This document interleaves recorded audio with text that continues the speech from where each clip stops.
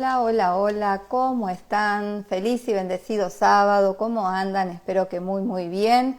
Bueno, acá voy a compartir con ustedes, no sé si ya será la última entrega de este libro, vamos a ver si el tiempo, mi garganta y todo se sincroniza y se orquesta para que así sea.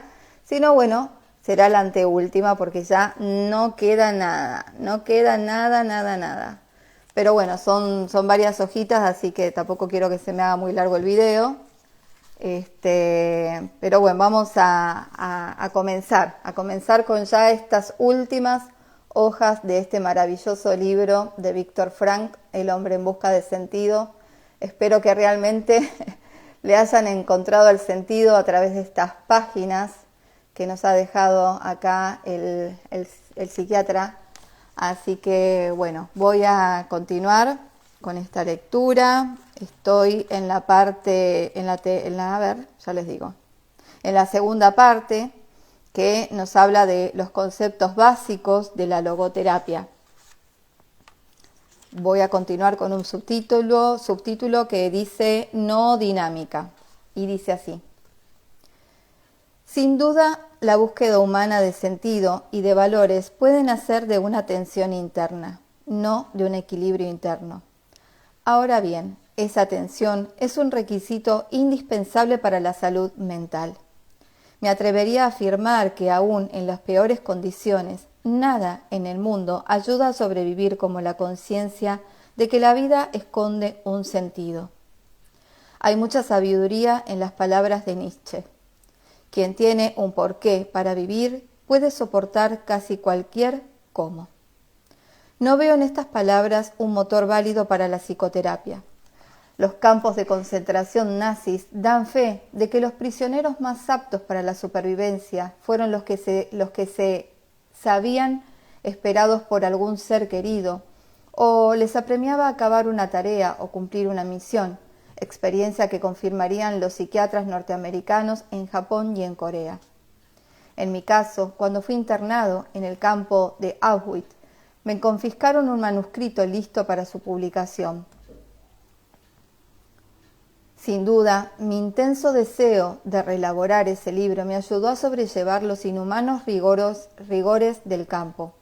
Por ejemplo, cuando caí enfermo de tifus en un campo de Baviera, para soportar los delirios de la fiebre anotaba en míseras tiras de papel ideas y palabras claves que me servirían para redactar de nuevo el texto, si sobrevivía al día de la liberación.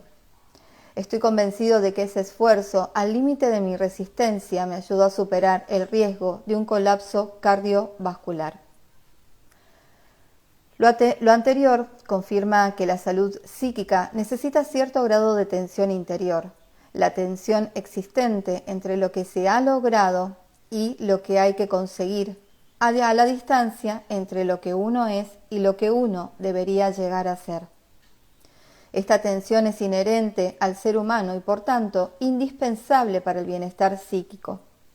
No hay que amedrentarse, pues, al confrontar al hombre con el sentido de su existencia. Únicamente así despertaremos la voluntad de sentido del estado de latencia. Considero erróneo y peligroso para la psicohigiene dar por supuesto que el hombre necesita, ante todo, equilibrio interior, o como se denomina en biología, homeostasis, un estado sin tensiones en equilibrio biológico interno. Lo que el hombre necesita no es vivir sin tensión, sino esforzarse y luchar por una meta que merezca la pena. Vivir sin tensión... quería marcar esto, pero bueno, no tengo un lápiz ahora. Acá lo tengo, perdón. Espérenme porque esto me parece súper importante. Lo que el hombre necesita es vivir sin tensión, sin esforzarse y luchar por una meta que merezca la pena. Vivir sin tensión a cualquier precio no es un proceder psicohigiénico. Beneficia más sentir el apremio de un deber o la urgencia de una misión por cumplir. Releguemos la homeostasis y situémonos en el primer lugar la noodinámica en el lenguaje logoterapéutico. La dinámica espiritual dentro de un campo de tensión bipolar en el que un polo representa el sentido que se le ha de cumplir y el otro corresponde al hombre que debe cumplirlo. Y si la no dinámica supone un proceder válido para las condiciones normales del psiquismo, su validez es aún más patente en individuos neuróticos. Así como el arquitecto apunta un arco que se hunde aumentando la carga para que sus partes se afiancen mejor, del mismo modo, si el terapeuta quiere fortalecer la salud mental del paciente, no debe temer aumentar la tensión interior, orientándolo hacia el sentido de la vida. Aclarada la incidencia beneficiosa del sentido de la vida, me ocuparé ahora de las nocivas consecuencias del fenómeno contradictorio, la carencia total y absoluta de sentido, muy frecuente en los pacientes de nuestros días, acosados por un vacío interior, por un desierto interior que los arrastra a una amarga sensación que ellos mismos denominan vacío existencial. El vacío existencial. El vacío existencial es un fenómeno muy entendido en el siglo XX. Es comprensible y quizás se deba a una doble pérdida que el hombre ha tenido que padecer para convertirse en verdaderamente civilizado. Al principio de la historia, el hombre perdió algunos instintos básicos que rigen la vida animal y confieren seguridad, una seguridad que, como el paraíso, hoy le está vedada, ahora está forzado a elegir. En las últimas etapas del progreso ha sufrido, además, otra pérdida fundamental, las tradiciones. Las tradiciones cumplían una función de contrapeso de la conducta y en la sociedad moderna se diluyen con enorme rapidez.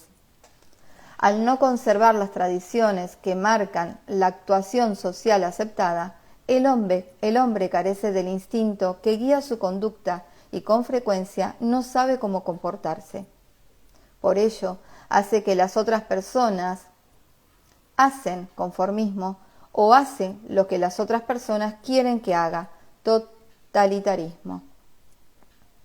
El equipo de mi departamento neurológico del Hospital Policlínico de Viena realizó una encuesta con los pacientes y enfermos. En ella se reveló que el 55% de los encuestados admitía haber sufrido, en mayor o menor grado, una situación de vacío existencial. En otras palabras, más de la mitad había experimentado en algunos momentos la pérdida del sentido de la vida. El vacío existencial se manifiesta sobre todo en un estado de tedio. Entendemos hoy mejor a Schopenhauer cuando decía que la humanidad está condenada a oscilar eternamente entre la tensión y el aburrimiento. De hecho, el hastío genera hoy más problema que la tensión y, desde luego, envía a más personas a la consulta del psiquiatra. En las últimas décadas estos problemas se han agudizado debido a la progresiva automatización que ha incrementado el tiempo de ocio de los trabajadores. Lo penoso de esto es que quizás muchos no saben qué hacer con tanto tiempo libre. Pensemos, por ejemplo, en la neurosis dominical, esa especie de depresión que aflige a algunas personas al cesar su trajín durante la semana y encontrarse en el fin de semana con una intimidad vacía de sentido. No pocos suicidios se originan en ese vacío existencial. Y si consideramos que el vacío existencial es una buena excusa, se comprenden mejor las tasas de alcoholismo y la delincuencia juvenil. Este mecanismo psicológico también se aplica a la crisis de los jubilados y de los ancianos. Es más, con frecuencia el vacío existencial se presenta de forma enmascarada. A veces, la frustración de la voluntad de sentido se compensa con la voluntad de poder, en su expresión más burda, el deseo de tener dinero. En otras ocasiones, el vacío de la voluntad de sentido se llena con la voluntad de placer. Y eso implica la frustración existencial, que suele provocar un desenfreno libidinoso e incluso que esas pulsaciones de la libido se mezclan con las agresivas. Algo parecido sucede con la neurosis. Una neurosis asocia diversos mecanismos neuróticos que trataré más adelante. Una sintomatología similar se observa en personas con una frustración de sentido, y en ese vacío existencial germinan los procesos y los mecanismos neuróticos. Sin embargo, a pesar de la semejanza sintomatología, no son pacientes con neurosis noógena. Ahora bien, no podremos lograr que el paciente se sobreponga si no completamos el tratamiento psicoterapéutico con la logoterapia, ya que al dotar de sentido el vacío existencial se previene la recaída. Así pues, la logoterapia está indicada no solo en las neurosis noógenas, como he señalado, sino también en las psicógenas y en especial en los casos que he denominado neurosis somatógenas. Con esta perspectiva se justifica la afirmación de Magda B. Arnold: toda terapia debe ser también logoterapia, aunque sea en un grado mínimo. Consideremos ahora qué podemos hacer cuando el paciente pregunta cuál es el sentido de la vida. El sentido de la vida. Dudo que haya algún médico que pueda responder esta pregunta con nociones generales, pues el sentido de la vida difiere de un hombre a otro, de un día a otro, de una hora a otra. Por lo tanto, lo que importa no son las formulaciones abstractas, sino el sentido concreto de la vida de un individuo en un momento dado. Plantear la cuestión en términos generales equivale a la pregunta que se le hizo a un campeón de ajedrez. Dígame, maestro, ¿cuál es la mejor jugada de ajedrez? Sencillamente no hay contestación posible. Nunca se dará una buena jugada o la mejor jugada sin la referencia a una determinada partida y a la personalidad del oponente. Así ocurre con la existencia humana. No deberíamos buscar un sentido abstracto a la vida, pues cada uno tiene una misión o un cometido que cumplir. Por tanto, no puede ser reemplazado en su función ni su vida puede repetirse. Su tarea es única como es única la oportunidad de realizarla. Si consideramos, pues, que toda situación plantea una cuestión que solo la persona puede responder, el sentido de la vida también puede entenderse desde el ángulo opuesto. En última instancia, el hombre no debería cuestionarse sobre el sentido de la vida, sino comprender que es él a quien la vida interroga. En otras palabras, la vida pregunta por el hombre, cuestiona al hombre y éste contesta de una manera única, respondiendo de su propia vida y con su propia vida. Solo con la responsabilidad personal se puede contestar a la vida. De modo que la logoterapia considera que la esencia de la existencia consiste en la capacidad del ser humano para responder responsablemente a las demandas que la vida le plantea en cada situación particular. La esencia de la existencia. Este énfasis en la responsabilidad se refleja en el imperativo categórico de la logoterapia.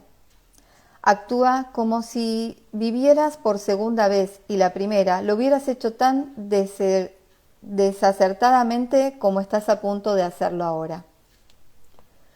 Pocas estrategias estimulan más el sentido de la responsabilidad que esta máxima que invita a imaginar, primero, que el presente ya es pasado y segundo, que ese pasado se puede corregir. Este precepto enfrenta al hombre con la finitud de la vida y con su finalidad personal y existencial. La logoterapia intenta que el paciente tome plena conciencia de su responsabilidad personal. Por lo tanto, la fuerza a elegir por qué, de qué o a quién se siente responsable. De ahí que el logoterapeuta sea el menos indicado entre los psicoterapeutas para imponer al paciente algún juicio de valor, porque nunca dejará que el paciente le transfiera la responsabilidad de juzgar su vida.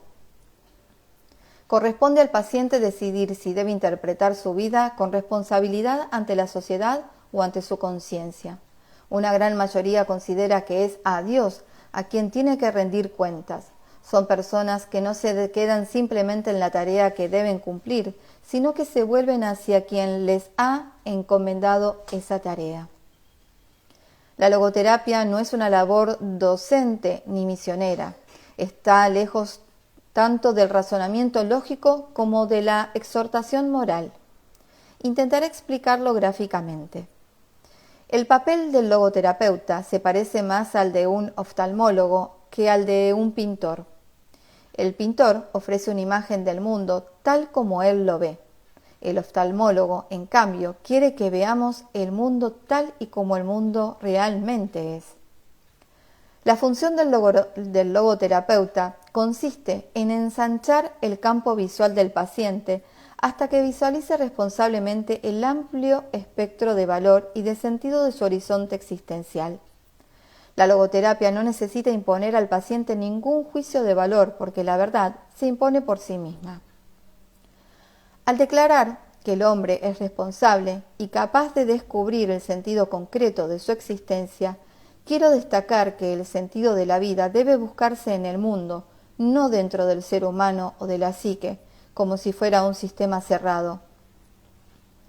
Por idéntica razón, la verdadera meta de la existencia humana no se cifra en la autorrealización.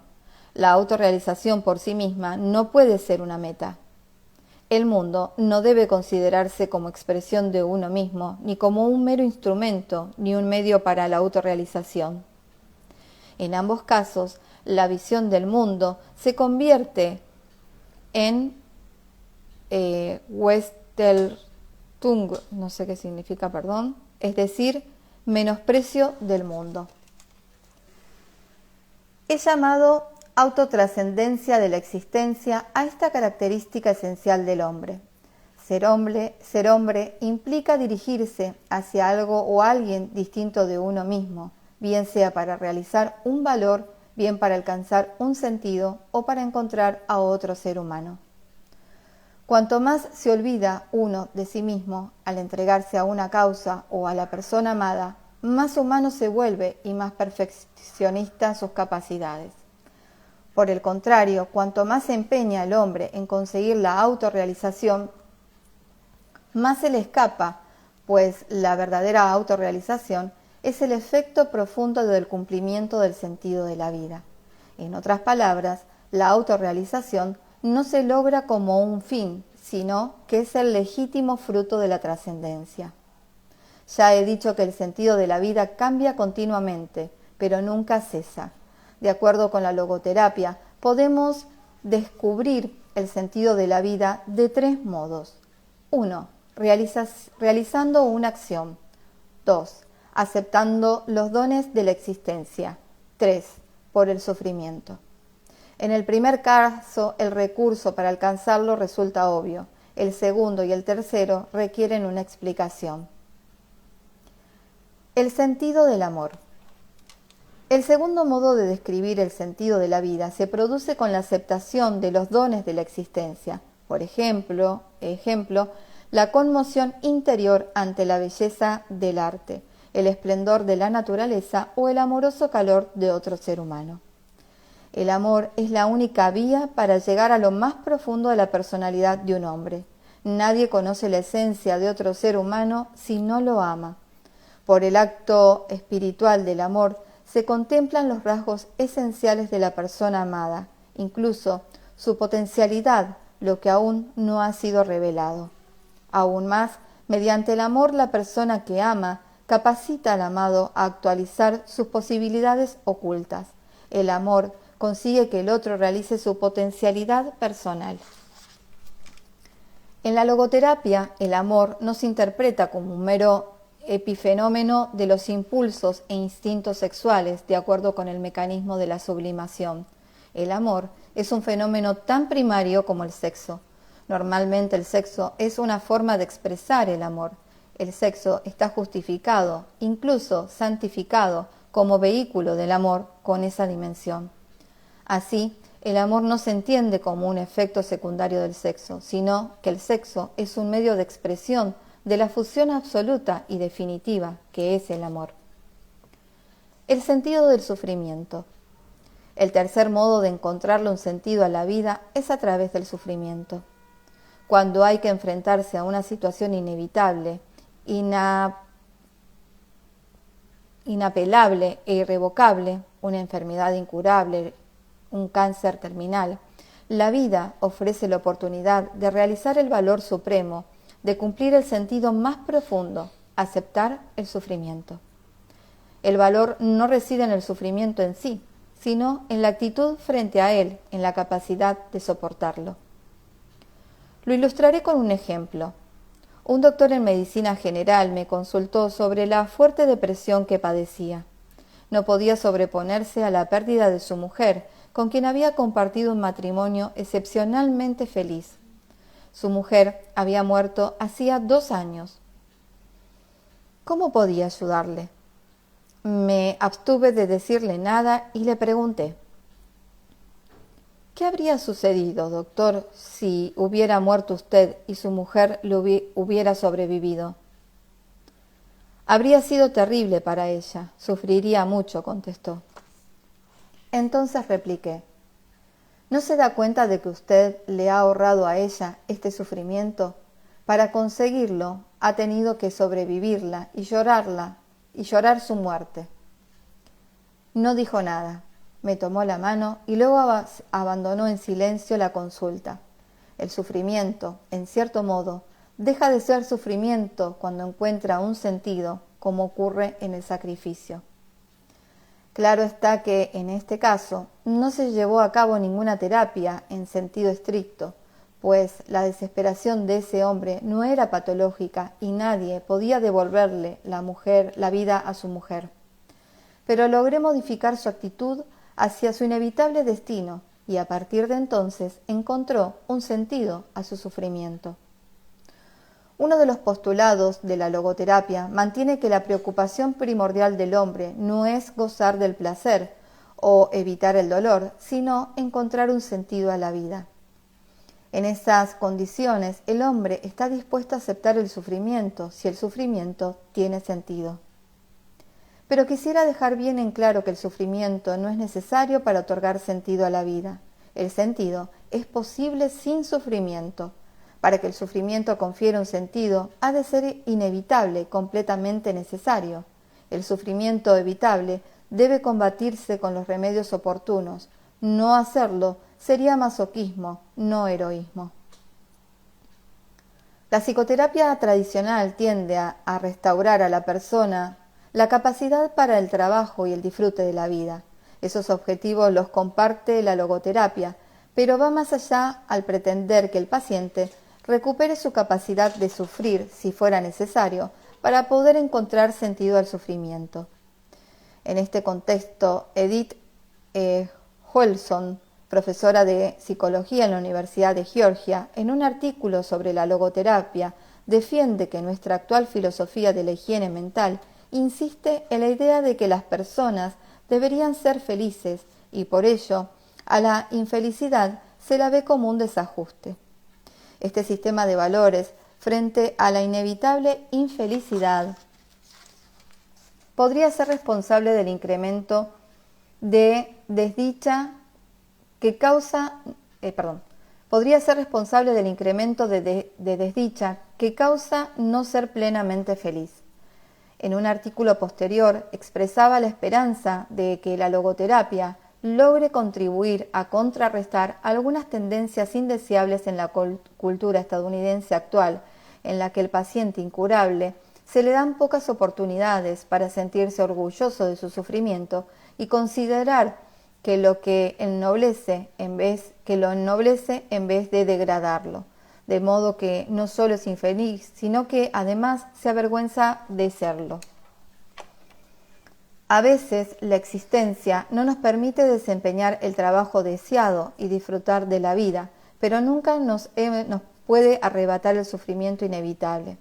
Al aceptarlo con entereza, la vida mantiene su sentido hasta el último instante y lo conserva hasta el final en su sentido más literal. Dicho de otra forma, el sentido de la vida es incondicional, pues incluye también el sentido del sufrimiento ineludible. Traigo ahora a la memoria mi experiencia del campo de concentración. Las posibilidades de sobrevivir en uno de esos campos no superaban la proporción de 1 en 28, como han mostrado las estadísticas. No parecía posible, ni siquiera probable, rescatar el manuscrito de mi primer libro, escondido bajo mi chaqueta al llegar a Auschwitz. Debía aceptar el destino y sobreponerme a la pérdida de mi hijo espiritual. Me embargó la terrible certeza de que en nadie ni nada que sobreviviera, ni un hijo físico, ni un hijo espiritual, nada fuera mío. En esas condiciones me cuestionaba que la vida tuviera sentido. Pronto hallé una respuesta a esa desesperanzada pregunta, con la que mantenía una lucha encarnizada. Sucedió, al cambiar mi ropa, por los harapos de un prisionero enviado a la cámara de gas, nada más llegar a Auschwitz. Las páginas de mis manuscritos no podían estar en esa andrajosa chaqueta, pero en un bolsillo había una página arrancada de un libro de oraciones en hebreo que contenía la más sublime oración judía, el Shema Israel. ¿Cómo interpretar esa coincidencia, sino como una propuesta para, en lugar de llevarnos al papel, vivir sin pensamientos? Más adelante, según recuerdo, creí que pronto moriría. En esa crítica situación, mis preocupaciones eran distintas a las de mis compañeros. Ellos se preguntaban, ¿sobreviviremos? Si no, este sufrimiento no tiene sentido. Yo me hacía otra pregunta. ¿El sufrimiento y la muerte de tanta gente próxima tiene algún sentido? Tenía que tenerlo, pues en caso contrario, sobrevivir carecería de sentido. La vida que depende del azar no merece ser vivida. Problemas metaclínicos. Con frecuencia creciente, el psiquiatra se ve interpelado con nuevos interrogantes. ¿Qué es la vida? ¿Qué es el sufrimiento? Actualmente, los pacientes acuden al psiquiatra con problemas humanos más que con síntomas neuróticos. Personas que hoy visitan al psiquiatra, en otra época habrían acudido al sacerdote, al pastor o al rabino, y aún hoy deberían acudir a ellos. En nuestra cultura, la gente se resiste a ponerse en manos de un eclesiástico y el médico ha de atender cuestiones humanas y filosóficas más que conflictos emocionales o síntomas patológicos. Un logodrama. Me gustaría citar el siguiente caso. La madre de un muchacho muerto a los 15 años ingresó en mi clínica tras un intento de suicidio. Mi ayudante, el doctor Kokourek, la invitó a participar en una sesión de psicoterapia de grupo. Yo entré por casualidad en la sala destinada a los psicodramas. En ese momento la mujer contaba su historia. Tras la muerte de su hijo, se quedó sola con otro hijo disminuido a causa de una parálisis infantil. Necesitaba una silla de ruedas. La madre se rebelaba contra el destino.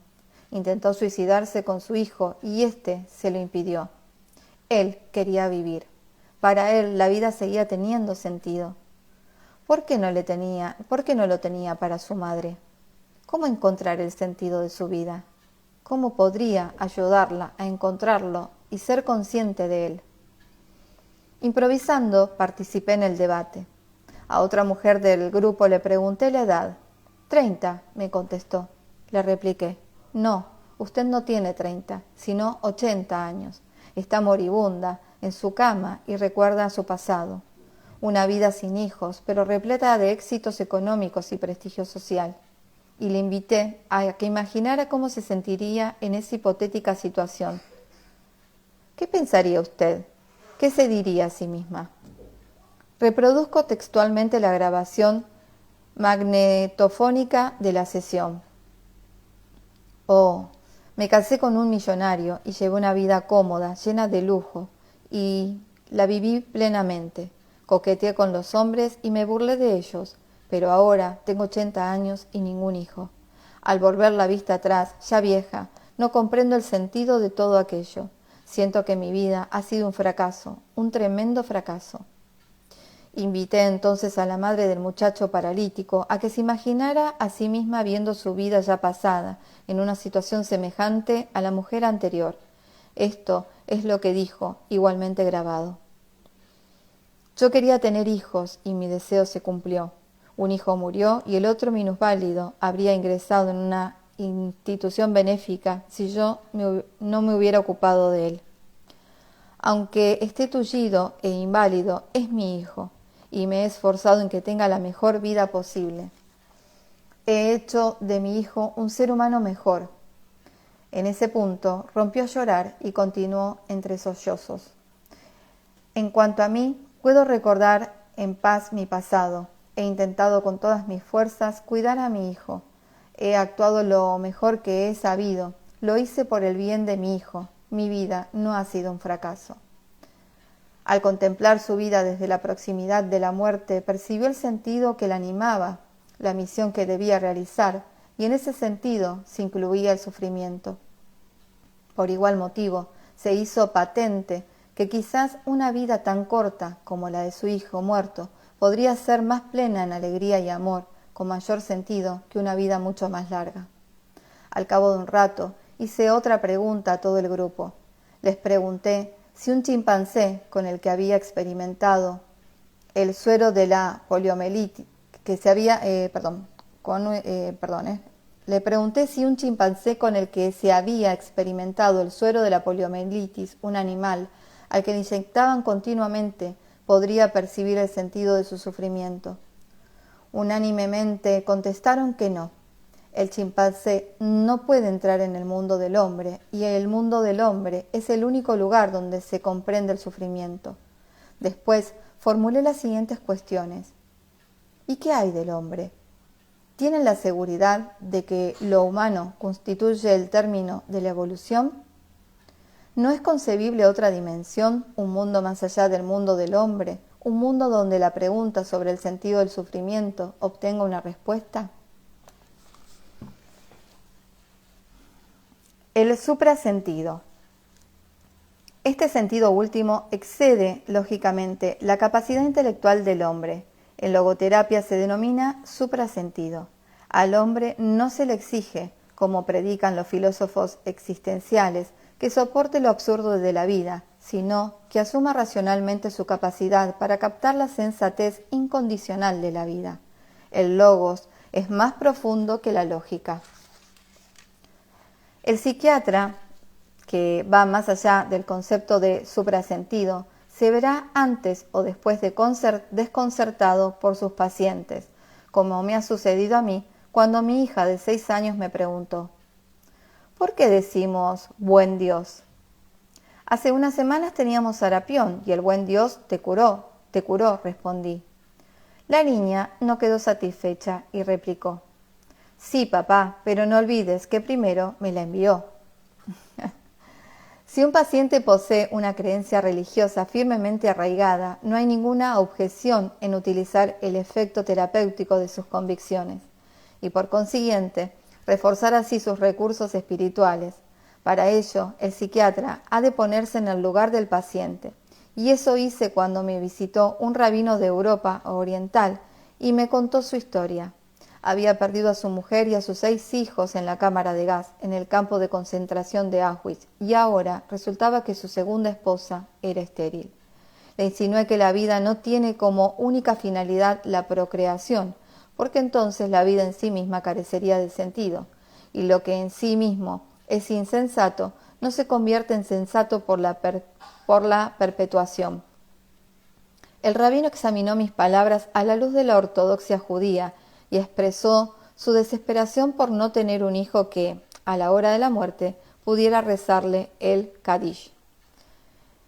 No me di por vencido. Hice un último intento por ayudarlo y le pregunté si no tenía la esperanza de ver a sus hijos en el cielo. Me contestó con sollozos y lágrimas y afloró la verdadera causa de su desesperación. Sus hijos, al morir como mártires inocentes, ocuparían los más altos lugares en el cielo, mientras que él, viejo pecador, no podía ni soñar con esos lugares. No lo contradije, pero repliqué: Y no cabe suponer, rabino, que usted haya sobrevivido precisamente para purificarse con el sufrimiento y hacerse así merecedor de reunirse con ellos en el cielo, aunque no tenga su inocencia. ¿No está escrito en los salmos que Dios guarda nuestras lágrimas? Tal vez ninguno de sus sufrimientos haya sido en vano. Por primera vez en muchos años, amparado por este punto de vista, el rabino encontró alivio a su sufrimiento. Bueno, voy a leer un poquito más y voy a dejar porque se me va a hacer muy largo. La transitoriedad de la vida. Los hechos que parecen quitarle sentido a la vida incluyen no solo el sufrimiento o la angustia, sino también la muerte. Nunca me cansaré de decir que el único aspecto verdaderamente transitorio de la vida es lo que hay en ella de potencial. Ahora bien, lo potencial, al actualizarse, se hace realidad, y todo lo real se guarda en el pasado, de donde se lo rescata, y se lo preserva de la transitoriedad. Nada del pasado está irremediablemente perdido, sino que se conserva irrevocablemente. De lo dicho se desprende que la transitoriedad de nuestra vida, en modo alguno, la vuelve carente de sentido. Por el contrario, determina nuestra responsabilidad al verificar que las posibilidades son esencialmente transitorias. De las múltiples posibilidades presentes en cada instante, el hombre renuncia a algunas y rescata a otras para la realización. ¿Cuál de ellas, por la elección del hombre, se volverá una acción imperecedera, una huella inmortal en la arena del tiempo? En todo momento, el hombre debe decidir, para bien o para mal, cuál será el monumento de su existencia. Con frecuencia el hombre solo observa la rastrojera de lo transitorio y pasa por alto el fruto ya ganado del pasado, donde han quedado cincelados los valores, todos sus gozos y sufrimientos. De ahí, el hombre puede recuperar las acciones de su pasado. Nada puede deshacerse y nada puede volverse a ser. Haber sido es la forma más segura de ser. La logoterapia, consciente de la esencial transitoriedad de la existencia humana, no es pesimista, sino activista. Podríamos explicarlo de la siguiente manera. El pesimista se parece al hombre que, día a día, arranca la hoja del almanaque y observa, con miedo y tristeza, cómo se reduce según transcurre el tiempo. La persona activa también arranca las hojas día a día, pero las va guardando después de escribir unas notas al dorso. Así, conserva con orgullo y gozo la riqueza que atesoran esas notas, escritas a lo largo de una vida vivida intensamente. ¿Para qué quiere saber que está envejeciendo? ¿Por qué tiene que sentir nostalgia de la juventud perdida? ¿Por qué ha de envidiar a los jóvenes? ¿Por qué sus posibilidades y el futuro? Por sus posibilidades y el futuro.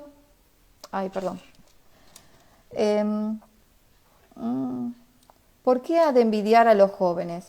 ¿Por sus posibilidades y el futuro que les espera? No, gracias, dirá.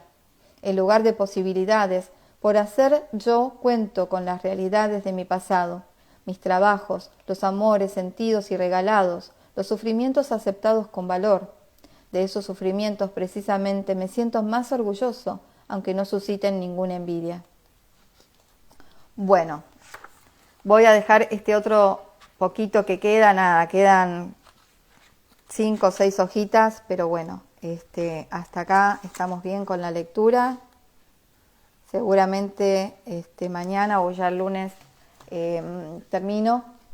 Y bueno, muchísimas gracias a todos los que estuvieron acá compartiendo la lectura en vivo, a los que lo van a ver después, muchas gracias. Y bueno, recuerden que tienen posibilidad de compartir estas lecturas, sean por Instagram o por YouTube, Calma Salud Consciente. Ayudan muchísimo si dejan un like, no cuesta nada, es un segundo mientras ven el video, un corazoncito o algún comentario, eso ayuda a que la cuenta cada vez se expanda más y más y estas lecturas lleguen a más personitas para de algún modo quizás encontrarse el sentido de la vida. Así que bueno, seres bonitos, muchísimas gracias, feliz fin de semana y bueno, nos estamos viendo en un próximo encuentro.